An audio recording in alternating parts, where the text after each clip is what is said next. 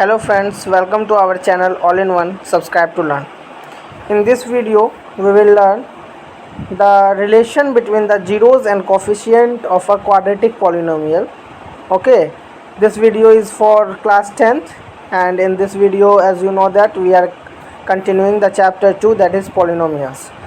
In the previous two video, we have already done the basic terms of polynomials and kinds of polynomials. Okay, so let us start. Before that, we will like to start from a note. What is that note? Number of zeros is equal to the number of points where the graph intersect the x-axis.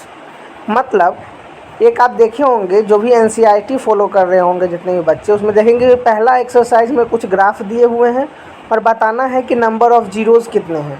तो number of zeros उसमें कैसे बताएंगे? तो the number of points where the graph intersect the x axis, यानी जो graph दिया हुआ है, जो लाइन उसमें दिया हुआ है ग्राफ का, वो जितने पॉइंट पे एक्स एक्सिस को इंटरसेक्ट करेंगे उतने नंबर ऑफ़ जीरोज़ उस ग्राफ में होंगे.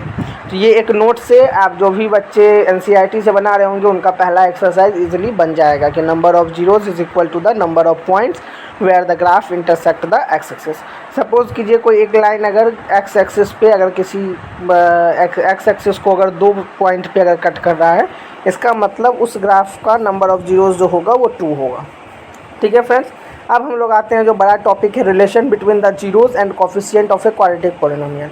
इस वीडियो में हम लोग relation between the zeros and coefficient of quadratic polynomial deal करेंगे और नेक्स्ट वीडियो में क्यूबिक पॉलिनोमियल का डील करेंगे. ठीक है, अब क्या, let alpha and beta are the zeros of quadratic polynomial. जैसा कि मैंने आपको बताया था कि जिस पॉलिनोमियल में जितना डिग्री हो उतना उसके जीरोज़ हो सकते हैं. तब आप जानते हैं कि क्वाड्रेटिक पॉलिनोमियल मतलब वैसा पॉलिनोमियल जिसमें डिग्री 2 हो. अगर 2 डिग्री हो यानी इसके 2 जीरोज़ हो सकते हैं. तो हमने मान लिया एक अल्फ़ा है और एक बीटा है. तब रिलेशन क्या है? रिलेशन ये है कि सम ऑफ जीरोज़, मतलब अगर हम लोग अल्फ़ा प्लस बीटा करते हैं तो वो किसके इक्वल होगा? तो माइनस कोफिशिएंट ऑफ एक्स, यानी कोफिशिएंट ऑफ एक्स होगा उसके माइनस में आएगा और न्यूमरेटर में, और डिनोमिनेटर में कोफिशिएंट ऑफ एक्स स्क्वायर. और प्रोडक्ट ऑफ जीरोज़ जब करेंगे यानी अल्फ़ा इंटू बीटा जब करेंगे तो वो constant term by coefficient of x square, ये वैल्यूज़ आएंगे. अब कैसे, इसको हम लोग देखते हैं क्वेश्चन, एक एग्जांपल के हेल्प से. ये क्वेश्चन क्या है? Find the zeros of the polynomial 2x square plus 5x minus 12 and verify the relationship between its zeros and coefficient. Question हमेशा इसी तरीके से आते हैं. पहले आपको जीरोज़ फाइंड आउट करने होते हैं पॉलिनोमियल्स के और उसके बाद उस पर रिलेशनशिप को वेरीफाई करना रहता है. अब देखिए, सबसे पहले हमने क्या किया, उस पॉलिनोमियल को px मान लिया. Let px is equal to 2x square plus 5x minus 12. अब जैसा कि आप लोग जानते हैं कि इसको हम लोग मिडिल टर्म के हिसाब से कर सकते हैं. तो माइनस 12 इंटू 2 करेंगे तो 24 होगा और 24 को हम लोग ब्रेक कर सकते हैं 8 और 3 में. तो प्लस 8x और माइनस 3x. तो देखिए प्लस 5x आ रहा है बीच में. ठीक, तो 2x square plus 8x minus 3x minus 12. इससे ईजिली इस पर मैंने एक वीडियो बनाया जिसमें मैंने बताया कैसे इसको ब्रेक करते हैं.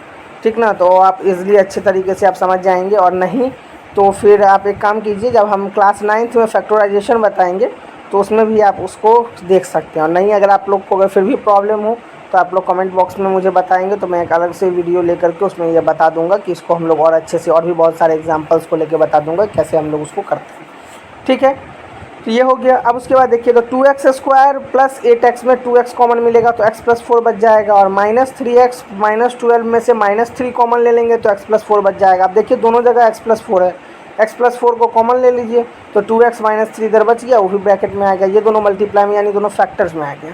अब क्योंकि px इक्वल टू 0 होगा तो अब 2x minus 3 into x plus 4 is equal to 0. दोनों में से कोई भी 0 हो सकता है. 2x माइनस 3 इक्वल टू 0 और 4x प्लस 4 इक्वल टू 0. तो x इज इक्वल टू 3/2, क्योंकि माइनस 3 उधर गया तो पॉजिटिव और 2 जो है इधर मल्टीप्लाई में हो जाएगा तो डिवाइड में, इसलिए 3/2. और x प्लस 4 इक्वल टू 0 में x इधर जो प्लस 4 है वो उधर जाएगा तो माइनस 4, तो x is equal to minus 4. तो ये दो जीरोज़ मिल गए. ठीक, क्या क्या मिल गए? तो माइनस 4 और 3/2. अब सम ऑफ जीरोज़ का मतलब क्या हुआ? Minus 4 plus 3/2. एलसीएम लेने से माइनस 8 प्लस 3 यानी माइनस 5/2. अब जैसा कि मैंने बताया था यहाँ रिलेशन में कि माइनस कोफिशिएंट ऑफ एक्स, तो क्या करना है, इसमें से माइनस को बाहर कर देना है. माइनस को आप जैसे ही बाहर करेंगे तो 5/2 बच जाएगा. अब आप क्वेश्चन पे गौर करेंगे तो आपको पता चलेगा कि माइनस को हटाने के बाद कोफिशिएंट ऑफ एक्स, देखिए कोफिशिएंट ऑफ एक्स क्या है 5 और coefficient of x square denominator में जो है वो कितना है 2, यहाँ भी वही तो आ रहा है 5/2 coefficient of x upon coefficient of x square, और जो माइनस था वो माइनस भी आ रहा है, माइनस जो होना चाहिए। ठीक। अब प्रोडक्ट ऑफ जीरोज़ क्या है, -4 × 3/2, यही तो दोनों जीरोज़ है। अब मल्टीप्लाई करेंगे तो एक बात ध्यान रखना है, इसमें आपको कट नहीं करना कभी, अगर कट करिएगा तो फिर आपको सही आंसर नहीं पता चलेगा, इसीलिए मैंने कट नहीं किया, नहीं तो फिर 2 से 2 जो डिनोमिनेटर में है उससे हम 4 को कट कर सकते थे, लेकिन हमने उसको कट नहीं किया। ठीक। अब देखिए तो कितना हो गया -12/2। अब फिर देखिए आप माइनस कांस्टेंट टर्म, रिलेशन कहता है कि कांस्टेंट टर्म आना चाहिए और कॉफिशिएंट ऑफ एक्स स्क्वायर आना चाहिए।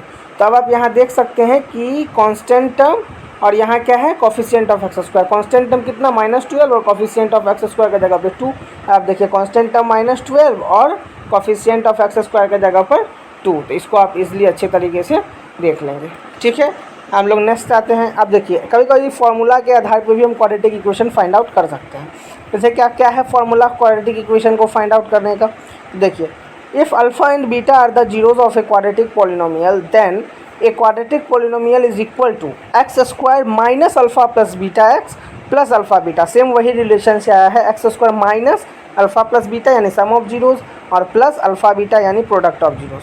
अब एक क्वेश्चन से इसको समझते हैं। Find a quadratic polynomial whose zeros are 1 and -3। अगर किसी क्वाड्रेटिक पॉलिनोमियल का जीरोज 1 और -3 है तो वो क्वाड्रेटिक पॉलिनोमियल्स क्या होगा, देखिए क्या होगा। Let alpha equal to 1 and beta equal to -3। अब सम ऑफ जीरोज पहले फाइंड आउट करेंगे, यानी अल्फा प्लस बीटा किया तो हमें मिला -2। प्रोडक्ट ऑफ जीरोज किया अल्फा इंटू बीटा तो हमें क्या मिला -3। अब रिक्वायर्ड पॉलिनोमियल क्या हो जाएगा, तो x square minus alpha plus beta x और प्लस अल्फा बीटा जो हमने फार्मूला लिखा तो उसके बेसिस पे इजीली हमें क्या मिल गया, x square plus 2x minus 3, यही हो गया रिक्वायर्ड पॉलिनोमियल। तो इस तरीके से हम लोग रिक्वायर्ड पॉलिनोमियल भी फाइंड आउट कर सकते हैं, रिलेशन भी प्रूफ कर सकते हैं। ये कुछ थ्योरी हो गया, और थ्योरी के बाद ये उसमें जो रिलेशन के आधार पर हम कैसे प्रूफ करेंगे वो, और उसके बाद ये लास्टली कि फार्मूला अगर हमको याद हो तो हम डायरेक्टली भी क्वाड्रेटिक पॉलिनोमियल बता सकते हैं। वैसे इसमें एक और ऑप्शन था कि हम मल्टीप्लाई करके बताते, बट मल्टीप्लाई करके बताने से ज़्यादा बेहतर है कि हम इस फार्मूला को ध्यान में रखें और इजीली फटाफट उसको बना के दिखा दें। ठीक है फ्रेंड्स, हम लोग नेक्स्ट वीडियो में जब मिलेंगे तो क्यूबिक पॉलिनोमियल के बारे में पढ़ेंगे कि उसमें हम लोग रिलेशन कैसे प्रूफ कर सकते हैं।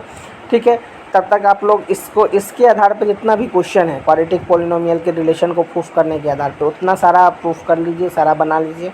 ठीक है, फिर जैसा कि आपको मालूम है कि इसको जैसे ही हम ख़त्म करेंगे इस वीडियो मतलब इस चैप्टर को, उसके बाद फिर आपका मैं टेस्ट के लिए कुछ क्वेश्चंस भेजूँगा, उसको फिर आप लोग प्रिपेयर करेंगे।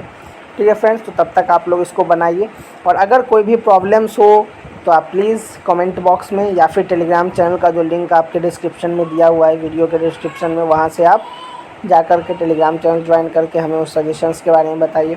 ठीक है, अपने प्रॉब्लम्स के बारे में बताइए। अगर आपको लग रहा है कि वीडियो में मुझे कुछ और इम्प्रूव करने की ज़रूरत है तो आप ज़रूर सजेशन अपना दीजिए, और उस सजेशन को लेते हुए ही मैं उसमें फिर और इम्प्रूव करने की कोशिश करूँगा। अगर मैं जो समझा रहा हूँ वो आप नहीं समझ पा रहे हैं, मुझे कोई और ट्रिक करने की आवश्यकता है इस तरीके से ताकि आप इजीली उस चीज़ को समझ सकें, तो आप प्लीज़ मुझे बताइए, या तो कमेंट बॉक्स में या फिर टेलीग्राम चैनल में, क्योंकि जब तक आप लोग बताएंगे नहीं तो मैं समझ नहीं पाऊँगा कि मुझे कहाँ क्या प्रॉब्लम लग रहा है, क्योंकि मैं अपने हिसाब से एफ़र्ट कर रहा हूँ। और अगर आप लोग को लग रहा है कि इसमें कुछ और एफ़र्ट करने की ज़रूरत है और आप लोग नहीं समझ पा रहे हैं तो फिर मेरा वो एफ़र्ट फालतू जा रहा है। तो इसलिए बेहतर होगा कि अगर आपको अगर लग रहा है कि कोई और एफ़र्ट अगर मैं करूँ तो आपको और अच्छे से समझ में आएगा, तो आप प्लीज़ उसको बताइए, मैं उस एफ़र्ट को करूँगा ताकि आपको और अच्छे से समझ में आए। ठीक है फ्रेंड्स, और जैसा स्थिति है वैसे मैं अपने घर पे रहिए और ईज़िली यहाँ से डेली एक वीडियो ही तो अपलोड होते हैं, उस वीडियो से पढ़ते रहिए। ठीक है फ्रेंड्स, और एक दिन आप आज जो वीडियो पढ़ते हैं एक दिन आपके पास एक्स्ट्रा टाइम रहता है उससे रिलेटेड क्वेश्चंस बनाने के लिए कल का टाइम, तो उस टाइम में आप सारा वीडियो से रिलेटेड जो भी टॉपिक पढ़े हैं उससे जितना क्वेश्चन है उस सारे को बना लीजिए, तो आपका ईज़िली आप पढ़ते जाएंगे और फिर आपको बाद में उतना रिवीजन की आवश्यकता नहीं होगी, आप ईज़िली उस सारे बात को समझते जाएंगे। ठीक है फ्रेंड्स, सो घर पे रहिए, सबका ध्यान रखिए, अपने बड़ों का, अपने बूढ़ों का, जितने भी आपके घर में हैं आपसे बड़े उन सब का ध्यान रखिए, छोटों का भी ध्यान रखिए। ठीक है फ्रेंड्स, सो पढ़ते रहिए। Thank you so much, we will meet in the next video again. Okay, तब तक के लिए bye bye. Okay friends, thank you.